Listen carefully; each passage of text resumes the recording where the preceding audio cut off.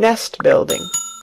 After another week of rain, the high arch of blue sky appeared again, and the sun which poured down was quite hot. Though there had been no chance to see either the secret garden or Dickon, Mistress Mary had enjoyed herself very much. The week had not seemed long.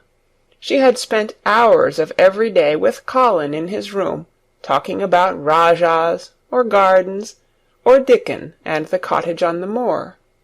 They had looked at the splendid books and pictures, and sometimes Mary had read things to Colin, and sometimes he had read a little to her. When he was amused and interested, she thought he scarcely looked like an invalid at all, except that his face was so colourless, and he was always on the sofa. "You are a sly young one to listen and get out of your bed to go following things up like you did that night," Mrs. Medlock said once. "But there's no saying it's not been a sort of blessing to the lot of us. He's not had a tantrum or a whining fit since you made friends. The nurse was just going to give up the case because she was so sick of him, but she says she doesn't mind staying now you've gone on duty with her," laughing a little. In her talks with Colin, Mary had tried to be very cautious about the secret garden. There were certain things she wanted to find out from him, but she felt that she must find them out without asking him direct questions. In the first place, as she began to like to be with him, she wanted to discover whether he was the kind of boy you could tell a secret to. He was not in the least like Dickon, but he was evidently so pleased with the idea of a garden no one knew anything about that she thought perhaps he could be trusted. But she had not known him long enough to be sure. The second thing she wanted to find out was this: if he could be trusted, if he really could, wouldn't it be possible to take him to the garden without having anyone find it out? The grand doctor had said that he must have fresh air, and Colin had said that he would not mind fresh air in a secret garden. Perhaps if he had a great deal of fresh air, and knew Dickon and the robin, and saw things growing, he might not think so much about dying. Mary had seen herself in the glass sometimes lately when she had realized that she looked quite a different creature from the child she had seen when she arrived from India. This child looked nicer. Even Martha had seen a change in her. "The air from the moor has done thee good already," she had said. "Thou'rt not nigh so yeller, and thou'rt not nigh so scrawny. Even the hair doesn't slamp down on the head so flat. It's got some life in it, so as it sticks out a bit." "It's like me," said Mary. "It's growing stronger and fatter. I'm sure there's more of it." "It looks it for sure," said Martha, ruffling it up a little round her face.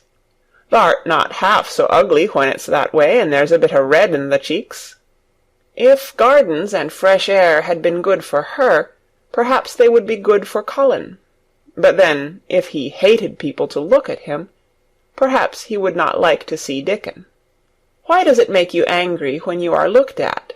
she inquired one day. "I always hated it," he answered, "even when I was very little.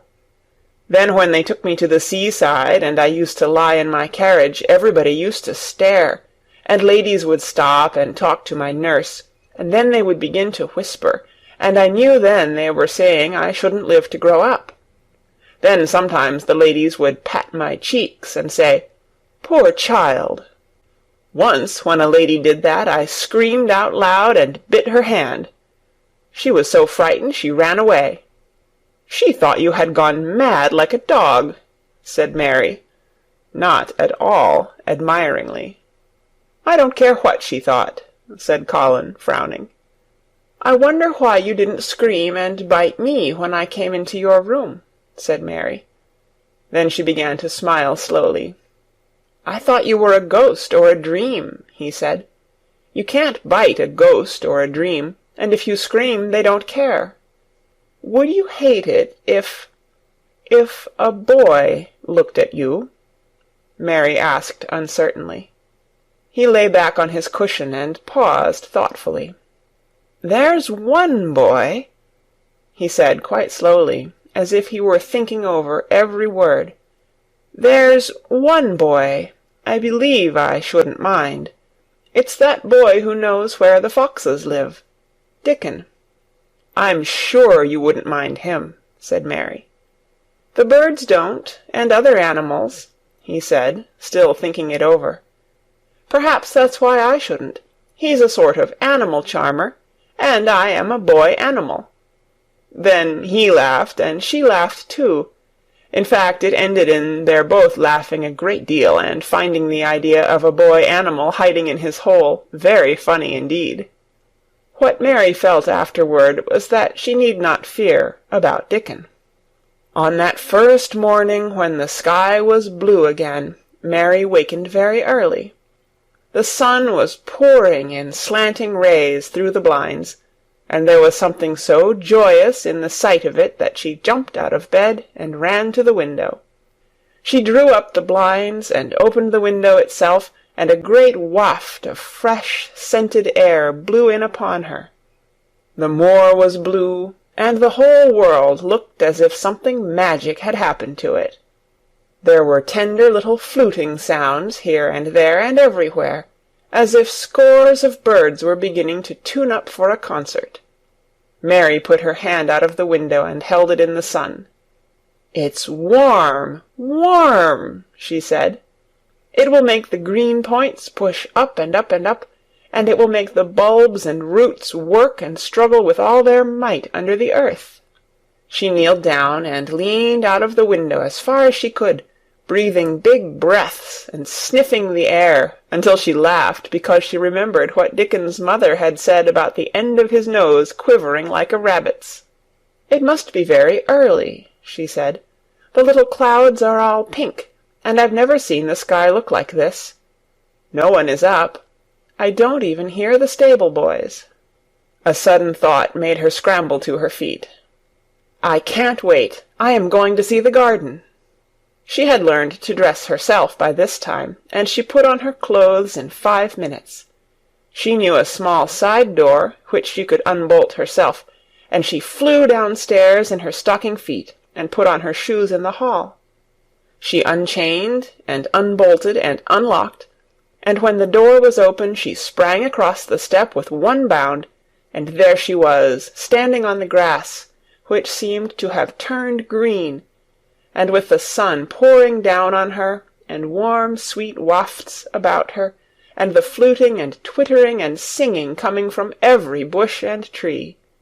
She clasped her hands for pure joy, and looked up in the sky, and it was so blue and pink and pearly and white, and flooded with springtime light, that she felt as if she must flute and sing aloud herself, and knew that thrushes and robins and skylarks could not possibly help it. She ran around the shrubs and paths towards the secret garden. "It is all different already," she said. "The grass is greener, and things are sticking up everywhere, and things are uncurling, and green buds of leaves are showing. This afternoon I am sure Dickon will come." The long, warm rain had done strange things to the herbaceous beds which bordered the walk by the lower wall. There were things sprouting and pushing out from the roots of clumps of plants, and there were actually here and there glimpses of royal purple and yellow unfurling among the stems of crocuses. 6 months before, Mistress Mary would not have seen how the world was waking up, but now she missed nothing. When she had reached the place where the door hid itself under the ivy, she was startled by a curious loud sound. It was the caw-caw of a crow, and it came from the top of the wall, and when she looked up, there sat a big, glossy-plumaged, blue-black bird, looking down at her very wisely indeed. She had never seen a crow so close before, and he made her a little nervous, but the next moment he spread his wings and flapped away across the garden. She hoped he was not going to stay inside, and she pushed the door open, wondering if he would. When she got fairly into the garden, she saw that he probably did intend to stay, because he had alighted on a dwarf apple-tree, and under the apple-tree was lying a little reddish animal with a bushy tail, and both of them were watching the stooping body and rust-red head of Dickon, who was kneeling on the grass, working hard. Mary flew across the grass to him. "Oh, Dickon, Dickon!" she cried out. "How could you get here so early? How could you? The sun has only just got up." He got up himself, laughing and glowing and tousled, his eyes like a bit of the sky.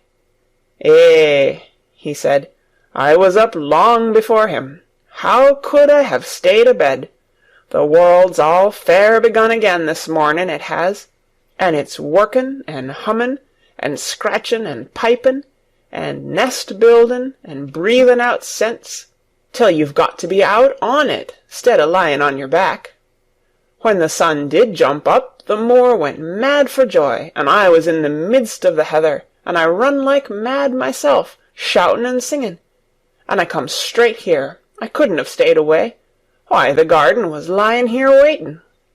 Mary put her hands on her chest, panting, as if she had been running herself. "Oh, Dickon, Dickon," she said, "I'm so happy I can scarcely breathe." Seeing him talking to a stranger, the little bushy-tailed animal rose from its place under the tree and came to him, and the rook, cawing once, flew down from its branch and settled quietly on his shoulder. "This is the little fox-cub," he said, rubbing the little reddish animal's head. "It's named Captain. And this here's Soot. Soot, he flew across the moor with me, and Captain, he run same as if the hounds had been after him. They both felt same as I did." Neither of the creatures looked as if he were the least afraid of Mary. When Dickon began to walk about, Soot stayed on his shoulder, and Captain trotted quietly close to his side. "See here," said Dickon. "See how these has pushed up, and these, and look at these here." He threw himself upon his knees, and Mary went down beside him.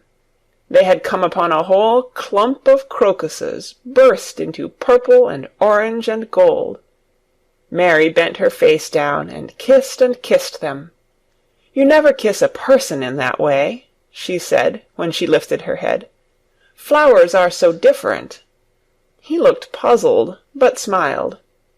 He said, "I've kissed mother many a time that way, when I come in from the moor after a day's roamin', and she stood there at the door in the sun, looking so glad and comfortable." They ran from one part of the garden to another, and found so many wonders that they were obliged to remind themselves that they must whisper or speak low. He showed her swelling leaf-buds on rose branches which had seemed dead. He showed her 10,000 new green points pushing through the mould. They put their eager young noses close to the earth and sniffed its warmed springtime breathing. They dug and pulled and laughed low with rapture until Mistress Mary's hair was as tumbled as Dickon's, and her cheeks were almost as poppy-red as his. There was every joy on earth in the secret garden that morning, and in the midst of them came a delight more delightful than all, because it was more wonderful.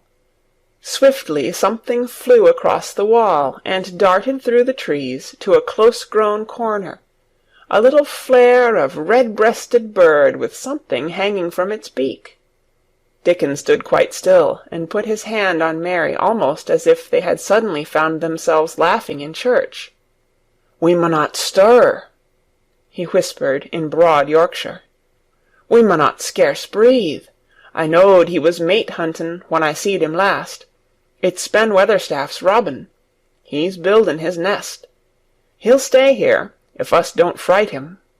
They settled down softly upon the grass, and sat there without moving. "Us mustn't seem as if us was watchin' him too close," said Dickon. "He'd be out with us for good if he got the notion us was interferin' now. He'll be a good bit different till all this is over. He's settin' up housekeepin'. He'll be shyer and readier to take things ill. He's got no time for visitin' and gossipin'. Us must keep still a bit, and try to look as if us was grass and trees and bushes. Then when he's got used to seeing us, I'll chirp a bit, and he'll know us'll not be in his way." Mistress Mary was not at all sure that she knew, as Dickon seemed to, how to try to look like grass and trees and bushes. But he had said the queer thing as if it were the simplest and most natural thing in the world, and she felt it must be quite easy to him, and indeed she watched him for a few minutes carefully, wondering if it was possible for him to quietly turn green and put out branches and leaves. But he only sat wonderfully still, and when he spoke dropped his voice to such a softness that it was curious that she could hear him, but she could. "It's part o' the springtime, this nest-buildin' is," he said.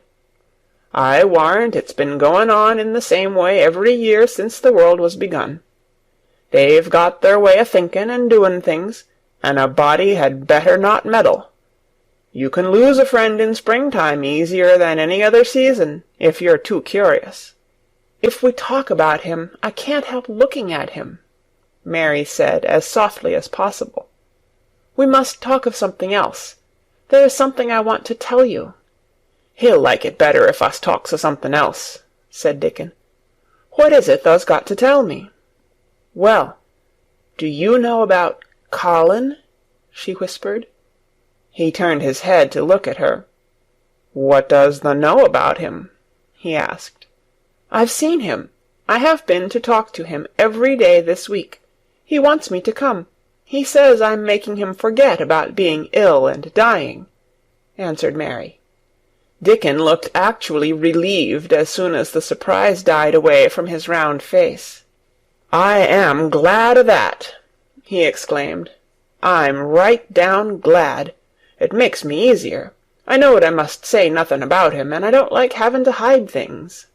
"Don't you like hiding the garden?" said Mary. "I'll never tell about it," he answered. "But I says to mother, 'Mother,' I says, 'I got a secret to keep. It's not a bad un, thou knows that. It's no worse than hiding where a bird's nest is. Thou doesn't mind it, does thou?'" Mary always wanted to hear about mother.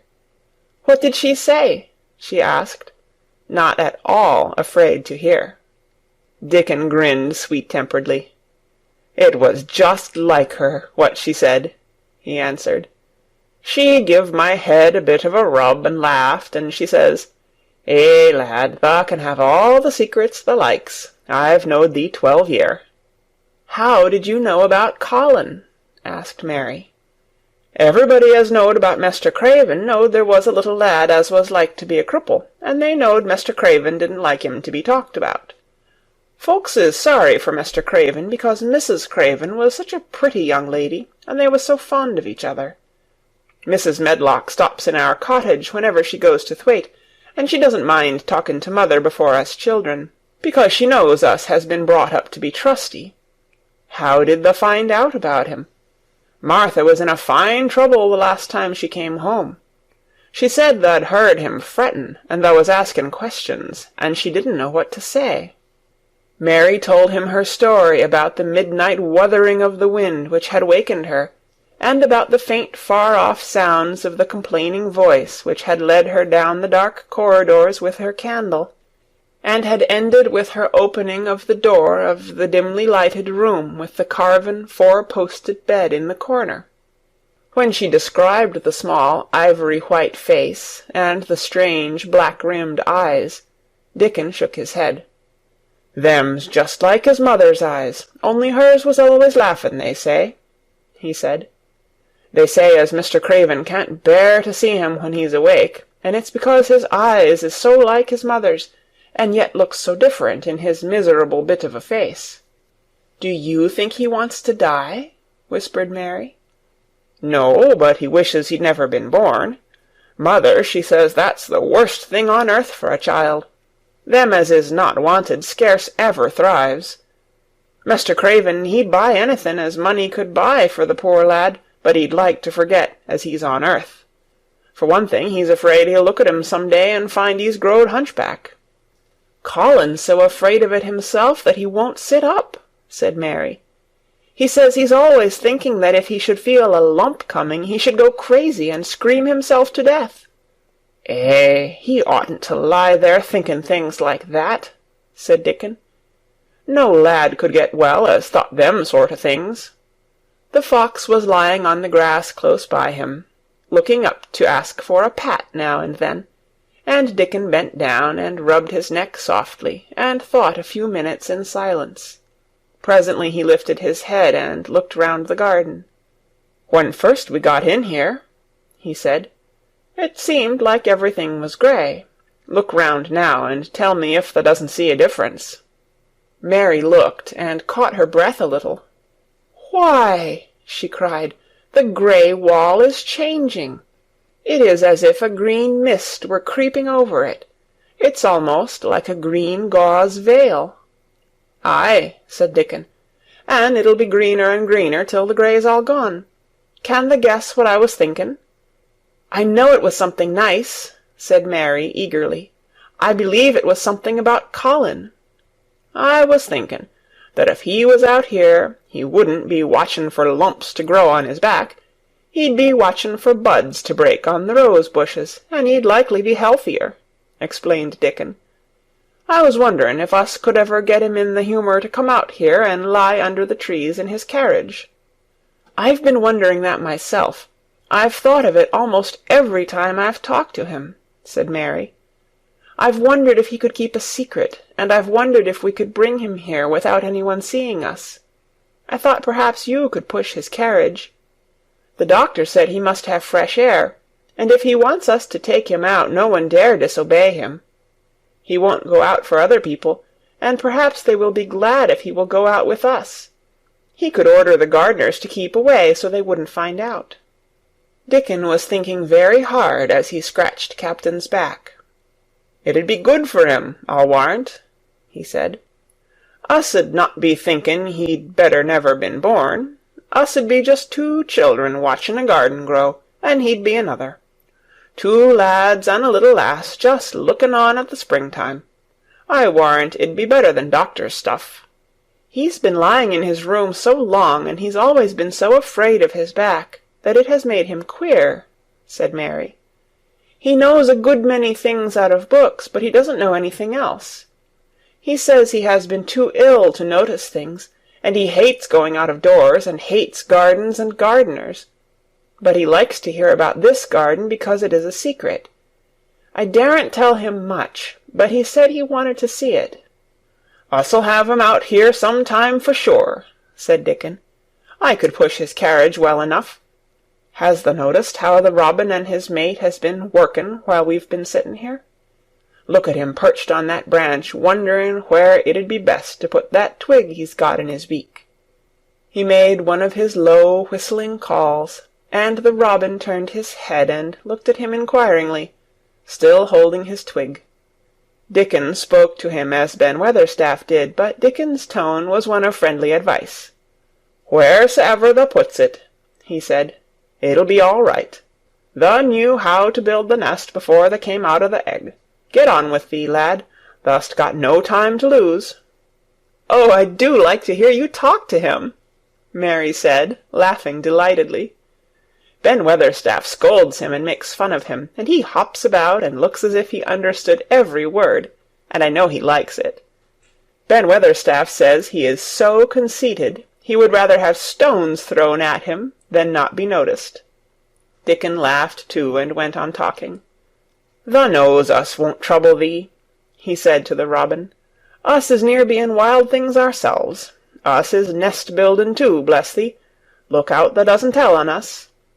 And though the robin did not answer, because his beak was occupied, Mary knew that when he flew away with his twig to his own corner of the garden, the darkness of his dew-bright eye meant that he would not tell their secret for the world. Thank you for watching this video. Please like, share and subscribe to the channel to see the latest videos. Thank you.